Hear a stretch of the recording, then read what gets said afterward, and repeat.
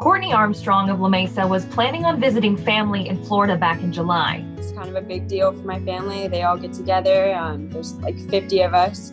But then, a change of plans. This year, COVID kind of got in the way. My brother and sister-in-law actually got COVID. They're fine and have recovered since then. But it wasn't worth the risk getting the whole family together. And it sucks because I only get to go home once a year.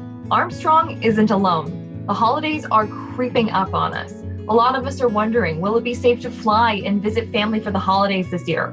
Will there be a COVID-19 vaccine available by Thanksgiving? Should I book a flight? I turned to Dr. William Sang from the California Medical Association and the San Diego County Medical Society for some insight. How do we minimize our risk?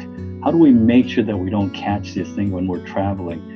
So the best way I can describe it is really to control your own environment. The internal medicine physician at Kaiser has 4 tips to, quote, control your environment. So number one, when you're traveling, what is your mode of travel? It's very, very difficult to control the airports or the train stations or the bus stations. It's probably easier if you're in your own car. Number 2, the destination.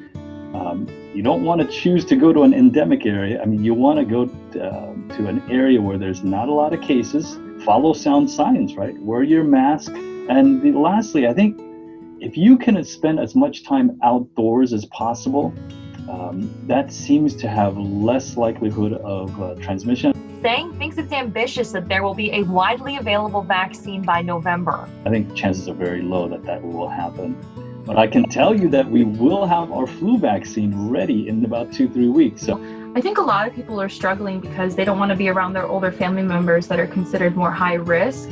But then on the other hand, they say, okay, well, if I don't go see grandma on Thanksgiving, what if this is her last Thanksgiving? With my parents, definitely Zoom is a great way to visit your family. There's a lot of great activities that you can do virtually now. But he empathizes. Because the last thing you want to do is become a vector and transmit it to your parents. As for Armstrong, her holiday plans are up in the air.